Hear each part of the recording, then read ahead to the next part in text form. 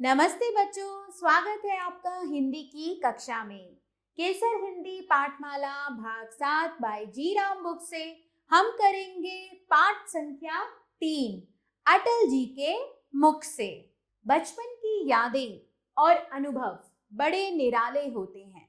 जब आप और ज्यादा छोटे होंगे, उस समय के अनुभव और यादें आपको आज भी सुनाना या याद करना अच्छा लगता होगा, है ना? बचपन की कुछ बातें ऐसी होती हैं जिनसे हमें सीख और प्रेरणा मिलती है। हम अपने बचपन की बहुत सी बातों से कुछ ना कुछ सीखते अवश्य हैं और वे हमारे मन में बस जाती हैं। अपने जीवन से जुड़ा कोई किस्सा याद कीजिए, कोई बात याद कीजिए और साथियों के साथ साझा कीजिए। तो बच्चों, हमारे पाठ में अटल जी के मुख से हम उनके बचपन की बातें सुनते हैं। क्या है पिटारे में? इस पाठ में भारत के पूर्व प्रधानमंत्री श्री अटल बिहारी वाजपेयी के संस्मरण प्रस्तुत किए गए हैं। अटल जी ने अपने परिवार के साहित्यिक वातावरण और निराला जी के महान व्यक्तित्व की झलक अपने लेख द्वारा साझा की है। आइए पढ़कर जानें। कविता मुझे घुट्टी में मिली थी। ये अटल जी के शब्द हैं।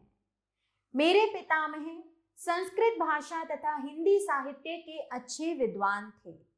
घर की एक बैठक पुरानी पोथियों से भरी हुई थी। वे जहां जाते वहां से अच्छी अच्छी पुस्तकें ले आते थे। ज्योतिष पर उनका गहरा अध्ययन था। दूर दूर से लोग उन्हें जन्म पत्रियां दिखाने के लिए आते थे। एक बार गांव का एक लड़का परिवार से रूठकर घर छोड़कर चला गया। कहाँ गया किसी को पता नहीं था। उसके पिता बेटे की जन्म पत्री लेकर पितामह के पास आ गए। बाबा ने एक मंत्र कागज पर लिखकर दिया। यह हिदायत भी दी कि मंत्र उसके किसी कपड़े में बांध दिया जाए। 2-3 दिन बाद वह लड़का जब सचमुच वापस आ गया तो गांव में बड़ी धूम मची। पिताजी श्री कृष्ण बिहारी वाजपेयी बटेश्वर आगरा से आकर ग्वालियर में बस गए थे। उन्होंने बदलते हुए वक्त को देखकर अंग्रेजी का पठन आरंभ किया। खड़ी बोली के साथ ब्रिज भाषा में लिखी उनकी कविताएं और सवैये काफी पसंद किए जाते थे। बटेश्वर से ग्वालियर पहुंचकर साहित्य के लिए बड़ा क्षेत्र प्राप्त हुआ। रियासत के मुखपत्र जियाजी प्रताप में उनकी कविताएं नियमित रूप से छपती थीं। जब यह तय हुआ कि ग्वालियर रियासत का अपना गीत होना चाहिए तो यह काम पिताजी को सौंपा गया। गीत ऐसा होना चाहिए था जो सरलता से गाया जा सके। उसमें सिंधिया परिवार और ग्वालियर की कीर्ति का गान जरूरी था। पिताजी द्वारा लिखा गीत पूरी रियासत में प्रचलित था। उसका नियमित रूप से गायन होता था। उसकी कुछ पंक्तियां मुझे अभी तक याद हैं। हम देश विदेशी कहीं भी हों, पर होगा तेरा ध्यान सदा। तेरा ही पुत्र कहाने में होगा हमको अभिमान सदा। पिताजी ने और भी कविताएं लिखी थीं, किंतु उनके प्रकाशन की ओर ध्यान नहीं दिया। वे इधर उधर बिखर गईं। पिताजी की हिंदी और अंग्रेजी के साथ उर्दू पर अच्छी पकड़ थी। उन दिनों बच्चों के लिए उर्दू अनिवार्य थी, अर्थात जरूरी थी। रियासत में प्रतिवर्ष होने वाले गणेशोत्सव में पिताजी के भाषण नियमित रूप से होते थे। पिताजी की विद्वत्ता का पता इसी से चलता है कि वे स्वयं मैट्रिक पास होते हुए भी 10वीं कक्षा को पढ़ाते थे। बाद में उन्होंने बीए की परीक्षा पास की, एमए का ज्ञान भी प्राप्त किया। स्कूलों के इंस्पेक्टर के रूप में रिटायर होने के बाद उन्होंने कानून का अध्ययन करने की ठानी। 25 दिसंबर, पता नहीं कि उस दिन मेरा जन्म क्यों हुआ। बाद में बड़ा होने पर मुझे यह बताया गया कि 25 दिसंबर ईसा मसीह का जन्मदिन है, इसलिए बड़ा दिन के रूप में मनाया जाता है। मुझे यह भी बताया गया कि जब मैं पैदा हुआ तब पड़ोस के गिरजाघर में ईसा मसीह के जन्मदिन का त्योहार मनाया जा रहा था। कैरोल गाए जा रहे थे, उल्लास का वातावरण था, बच्चों में मिठाई बांटी जा रही थी। बाद में मुझे यह भी पता लगा कि 25 दिसंबर हिंदू धर्म के उन नायक पंडित मदन मोहन मालवीय का जन्मदिन है। मुझे जीवन भर इस बात का अभिमान रहा कि मेरा जन्म ऐसे महापुरुषों के जन्म के दिन ही हुआ। मेरे घर में साहित्य प्रेम का वातावरण था। मैंने भी तुकबंदी शुरू कर दी। मुझे याद है कि मेरी पहली कविता ताजमहल कुछ इस तरह थी। ताजमहल, यह ताजमहल कैसा सुंदर, अति सुंदर तर। किंतु ताजमहल पर लिखी गई यह कविता केवल उसके सौंदर्य तक ही सीमित नहीं थी। कविता की अंतिम पंक्तियों में उन कारीगरों की व्यथा की झलक भी थी जिन्होंने पसीना बहाकर, जीवन खपाकर ताजमहल का निर्माण किया था। कविता की अंतिम वे पंक्तियां मुझे अभी तक याद हैं। जब रोया हिंदुस्तान सकल, तब बन पाया यह ताजमहल। यह उन दिनों की बात है जब मैं विक्टोरिया कॉलेज ग्वालियर में पढ़ा करता था। पढ़ाई लिखाई के साथ साहित्य में भी मेरी रुचि थी। मैं कॉलेज में छात्र संघ का पहला प्रधानमंत्री और फिर उपाध्यक्ष चुना गया था। अध्यक्ष उन दिनों कोई प्रोफेसर हुआ करते थे। छात्र संघ की जिम्मेदारी थी कि वह वार्षिक उत्सव का आयोजन करे। मुझे याद है कि छात्र संघ ने एक साल कॉलेज में कवि सम्मेलन करने का फैसला किया। ग्वालियर से बाहर के कवि भी आमंत्रित किए गए थे। यह तय हुआ कि कॉलेज के वार्षिक समारोह में महाकवि निराला जी को आमंत्रित किया जाए। उन दिनों महादेवी वर्मा तथा सुमित्रा नंदन पंत की बड़ी धूम थी। निराला जी को आमंत्रित करने का काम प्रोफेसर शिव मंगल सिंह सुमन को सौंपा गया। कॉलेज के लिए यह बड़े गौरव का क्षण था। जब हम निराला जी को रेलवे स्टेशन से उनके ठहरने की जगह ले जा रहे थे, तब एक ऐसी घटना हुई जो जीवन भर प्रभावित करती रही। हुआ यह कि जब तांगा उस सड़क से निकला जिस पर महारानी लक्ष्मीबाई का स्मारक बना हुआ था, तो निराला जी ने उस वीरांगना को नमन करने के लिए तांगा थोड़ी देर रुकवा लिया। उनकी नजर लक्ष्मीबाई स्मारक के निकट बैठी एक निर्धन महिला पर गई। वह महिला सर्दी से अपने को बचाने के प्रयास में लगी थी। जैसे ही निराला जी की नजर उस महिला के ऊपर गई तो महाकवि ने अपना कंबल उतारकर उस महिला को उड़ा दिया। हम सब यह देखकर दंग रह गए। निराला जी के महान व्यक्तित्व की एक छोटी सी झलक पाकर हम लोग भाव विभोर हो गए। घर पहुंचने पर हमने निराला जी के लिए अलग से एक कंबल का प्रबंध किया, लेकिन निराला जी द्वारा सर्दी से ठिठुरती हुई महिला को कंबल देने की घटना हमारे मानस पटल पर सदैव के लिए अंकित हो गई। तो बच्चों, इस पाठ के जो शब्द हैं वे शब्द हैं अटल बिहारी वाजपेयी।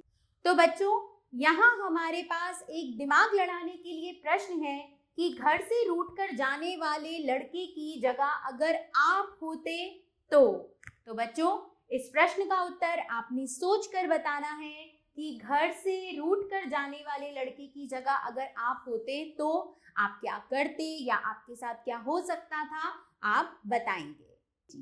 तो चलिए बच्चों, करते हैं रचनाकार से परिचय।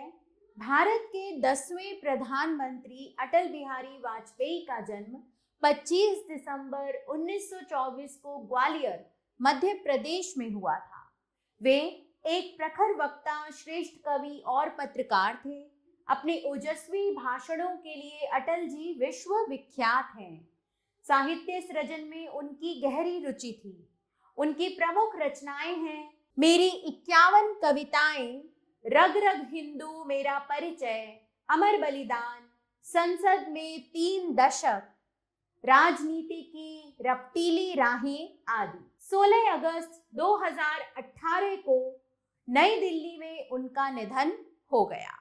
बच्चों, इस पाठ में ध्यान धरने योग्य शब्द हैं आत्मकथा विधा से परिचय, परदुख कातरता, सहायता भाव। एक मूल्यपरक प्रश्न है यहाँ पर हमारे लिए।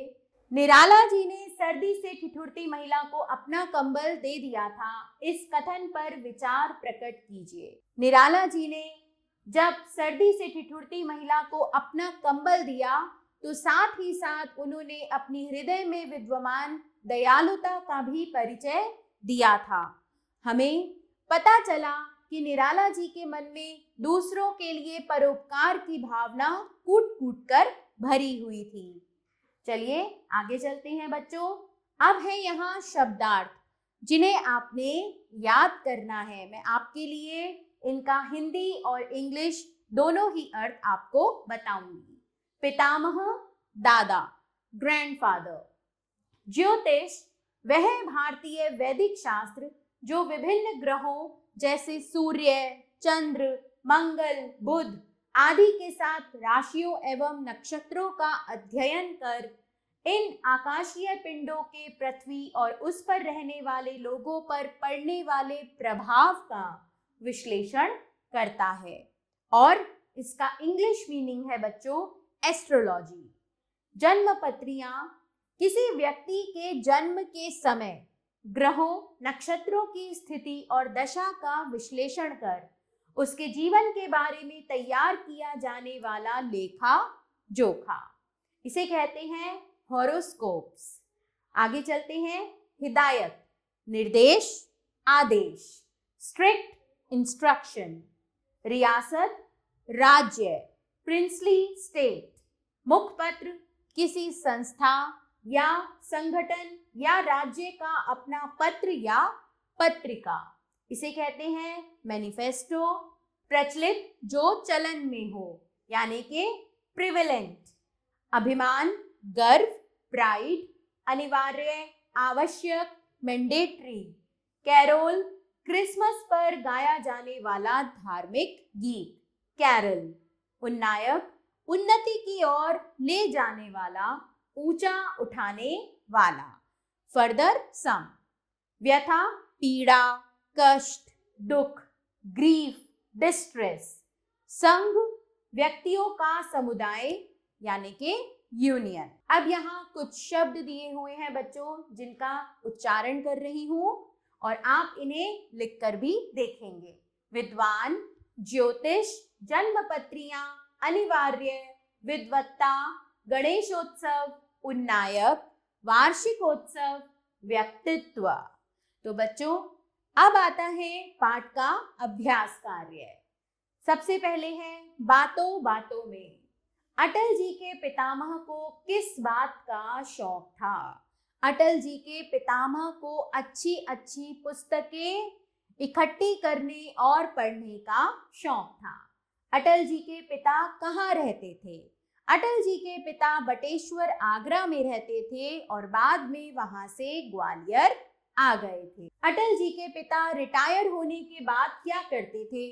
अटल जी के पिता ने रिटायर होने के बाद कानून का अध्ययन करने के बारे में सोचा। अटल जी की पहली कविता कौन सी थी? अटल जी की पहली कविता ताजमहल थी। अटल जी के बारे में आप क्या जानते हैं? अटल जी एक महान कवि होने के साथ साथ हिंदी, अंग्रेजी व उर्दू भाषा के भी ज्ञाता थे। वे हमारे देश के प्रधानमंत्री भी रह चुके हैं। क्या लड़का मंत्र की शक्ति से वापस आया होगा?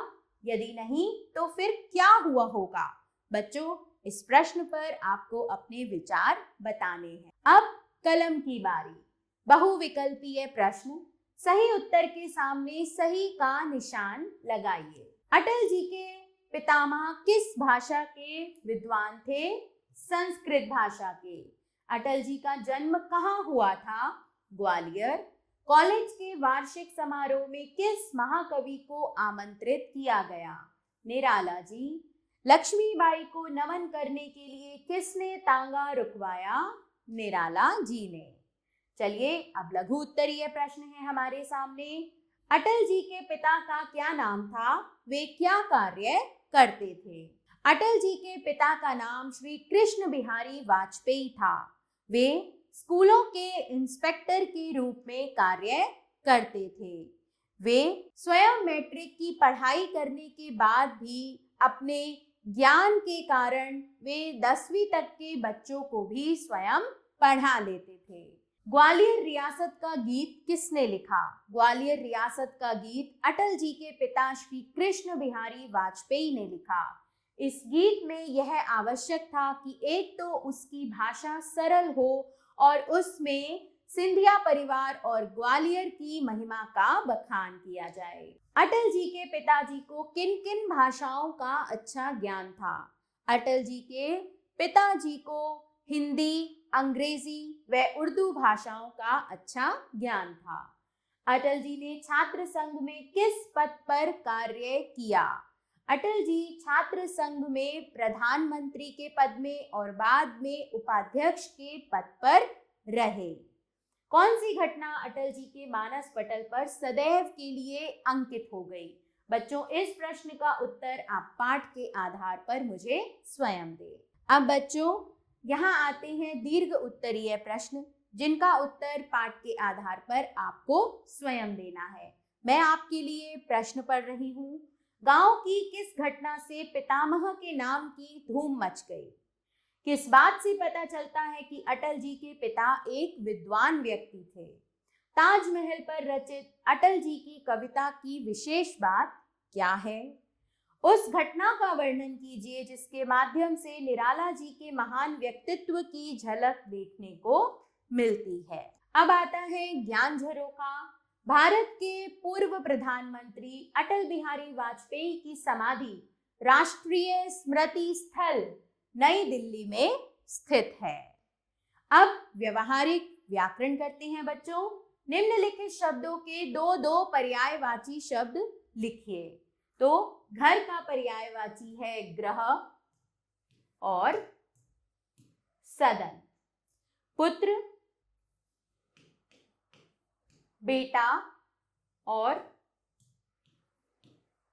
सुत। पिता, जनक, जन्मदाता। अभिमान और निर्धन, इन दोनों शब्दों के दो दो पर्यायवाची आपको बच्चों स्वयं लिखने हैं।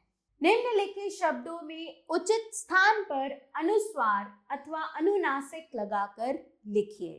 तो चलिए शुरू करते हैं। सबसे पहला शब्द है मंत्र, तो ये हो जाएगा मंत्र, यहां अनुस्वार लगेगा। बाध, बांध, अनुनासिक। दिसंबर, दिसंबर। पहुंच, पहुंच। अब इन दोनों शब्दों में बच्चों आप अनुस्वार अथवा अनुनासिक स्वयं लगाएंगे। अनेक शब्दों के स्थान पर एक शब्द का प्रयोग कर हम अपनी बात को कम शब्दों में कह सकते हैं।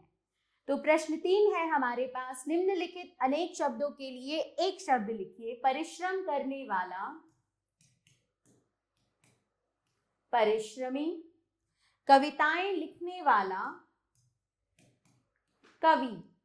जो सबको प्रिय हो, सर्वप्रिय। जो पढ़ने योग्य हो, पठनीय।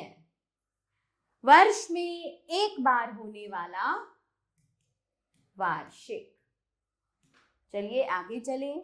संज्ञा के स्थान पर प्रयोग किए जाने वाले शब्द सर्वनाम कहलाते हैं, जैसे मैं, तुम, वह, यह, कोई, कौन आदि। निम्नलिखित सर्वनाम शब्दों से वाक्य बनाइए। हम, तो आप वाक्य बना सकते हैं। हम आज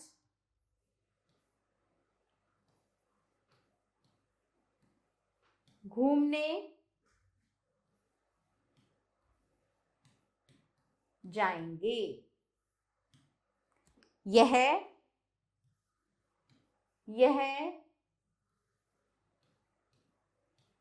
मेरी किताब है। बाकी के तीनों सर्वनाम शब्दों से बच्चों आप वाक्य स्वयं बनाएं। जिन शब्दों से किसी काम के करने या होने का पता चलता है उन्हें क्रिया कहते हैं। तो चलिए देखते हैं क्या है प्रश्न। निम्नलिखित वाक्यों से क्रिया शब्द चुनकर लिखिए। लोग उन्हें जन्म पत्रियां दिखाने आते थे। तो मैं आपके लिए क्रिया शब्द चुन रही हूं, आप उन्हें स्वयं लिखें। वह घर छोड़कर चला गया। उन्होंने अनेक कविताएं लिखी। निराला जी की नजर उस महिला के ऊपर गई। ठीक है, तो चलिए योग्यता आधारित क्रियाकलाप है यहाँ बच्चों, जिसे आपने अपनी योग्यता अनुसार करना है। कक्षा में सुनाइए अटल जी की कविता आओ फिर से दिया जलाएं, इंटरनेट से खोज कर पढ़िए और लय तान के साथ कक्षा में सुनाइए। वार्तालाप कीजिए। अटल जी की रुचि पढ़ाई लिखाई के साथ साहित्य में भी थी। आपकी रुचि किसमें है और क्यों? सहपाठियों को बताइए, उनकी रुचियां भी जानिए। जानकारी प्राप्त कीजिए। बटेश्वर कहाँ स्थित है और क्यों प्रसिद्ध है? अपने अध्यापक या अध्यापिका अथवा इंटरनेट से जानकारी प्राप्त कीजिए। मिलकर सूची बनाइए। सहपाठियों के साथ मिलकर निम्नलिखित प्रकार से भारत के महान व्यक्तित्वों की एक सूची तैयार कीजिए। 4 वैज्ञानिक, 4 खिलाड़ी, 4 राजनेता और 4 शासक। सुनो ध्यान से बच्चों, यहाँ एक आपको श्रवण कौशल गतिविधि दी हुई है। पृष्ठ संख्या 148, अपनी पुस्तक के पृष्ठ संख्या 148 से आपके अध्यापक या अध्यापिका आपको एक प्रतिवेदन पढ़कर सुनाएंगे। उसे ध्यानपूर्वक सुनकर आप इन प्रश्नों के उत्तर लिखेंगे। तो बच्चों, इसी के साथ ये पाठ यहाँ समाप्त होता है। मैं आशा करती हूँ आपको अच्छे से समझ में आ गया होगा। आभार। मिलते हैं नए पाठ के साथ।